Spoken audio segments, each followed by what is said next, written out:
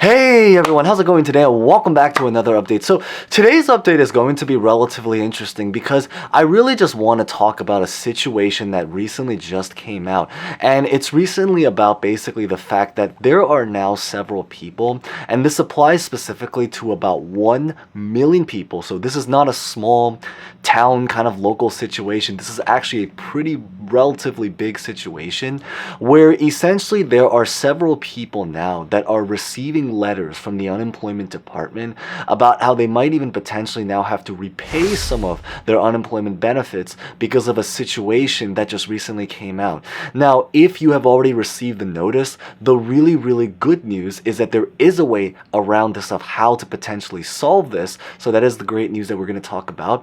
And if this has not yet happened to you, then that is really great news, because at least it means that right now you are protected from it. But for maybe potentially people that will be getting a notice in the future, I figured this is probably something very important to know just for the sake of protection.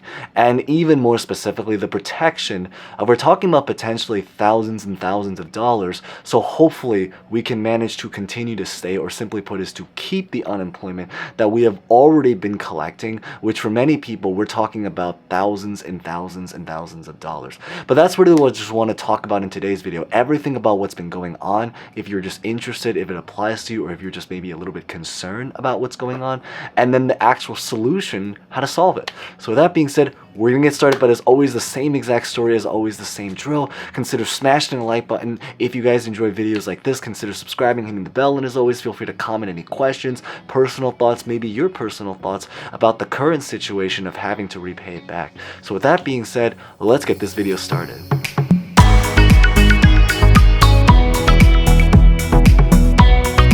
So maybe to just start a little bit about the background story to why this is actually physically happening is really just about the fact that there are now, as many of you guys know, so many changes that have been happening with unemployment, that essentially one of the big changes is that there are many states right now that are trying to essentially just change up the requirements of what you need in order to physically get onto the unemployment program, but also to potentially just simply put is to greater enforce the rules that have already existed. So basically the story behind it is that there are many rules that have actually been existing for quite a while right now, since just the existence of unemployment.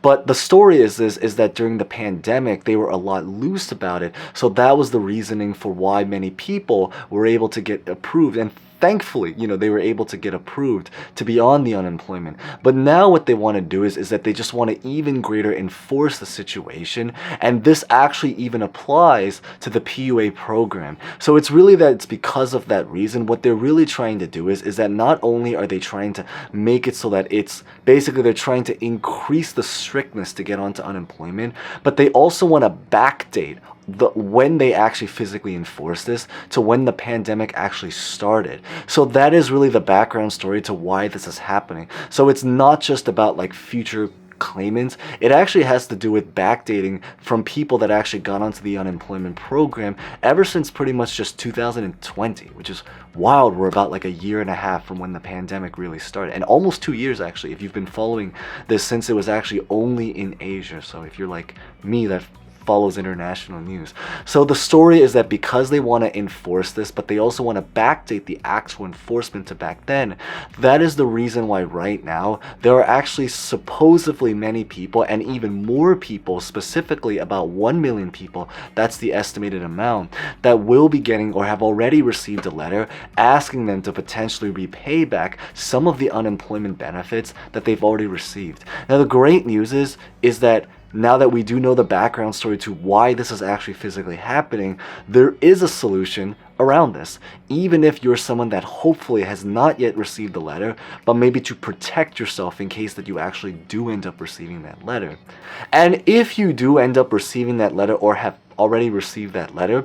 The big thing what's going on is that the big change that they really made inside of the requirement is that they just pretty much want to make it more strict in terms of what they physically look at to be able to get onto the unemployment program in general. So what they're really looking for, maybe the long story short is that they just want greater proof of income, that you basically were making money and at least trying before you actually physically got on to the unemployment program. So what you pretty much have to do is that if you do end up receiving that letter, or if you have already received that letter, is that you just have to simply put submit documents, send them over to either the address, so a physical like dated address and like a physical letter, or through email or through an app, depending on the state that you're in. If you do end up getting that notice, it will probably give you the instructions about what you have to physically, or where to actually physically send the documents to. Now, in terms of what actual documents you have to submit, this is a pretty great outline about the typical documents that, or examples of documents that you can use to pretty much just prove past income. Just maybe for anyone that maybe might be just watching this on a small screen, so I know, sometimes just in case if it's a little bit hard to see, pretty much the examples that they really have is that you have to essentially just either submit your tax returns. This is especially true for people that are on the PUA program, because many of them, they kind of have to write out many parts of their taxes on their own. So examples of this could be like the 1040, so 1040, and then also the Schedule C or F for people that are self-employed, which is most people that are on PUA, or just any other kind of document that you can potentially have to just show how much money you made. For some people, this could be a W-2. If, say, for example, you're a contractor. I'm also actually, interestingly, both a contractor and someone on a 1040, so I kind of totally feel it there.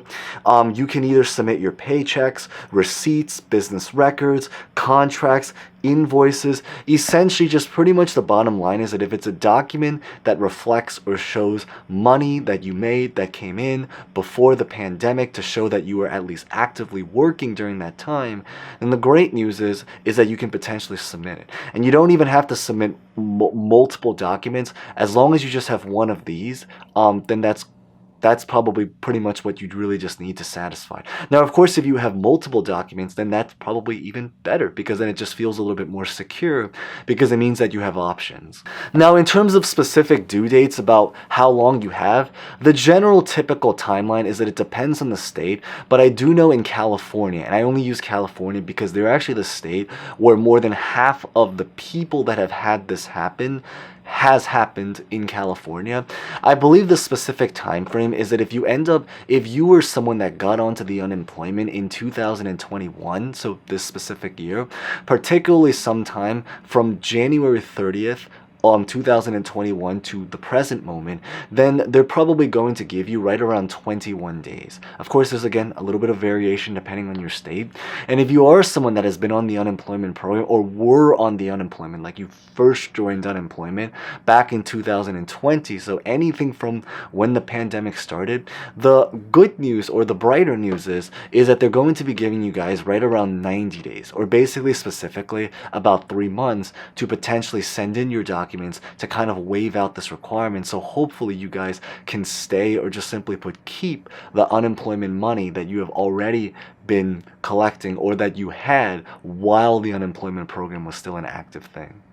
Now, in terms of what states that this currently applies to, it's currently definitely happening in California, and it's starting to happen in Washington.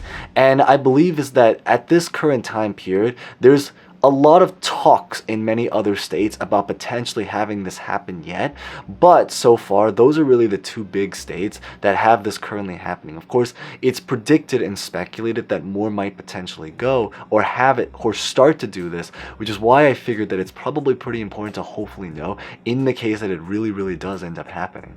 Now, on a flip note, I do maybe want to just insert something that I know applies to some people, but if maybe you happen to be someone who's the reverse, say for example example, you're actually now someone that actually just for all sorts of reasons, it could have been because of the identity check, the ID me, the fraud cases, just the delay, depending on the state that you're in.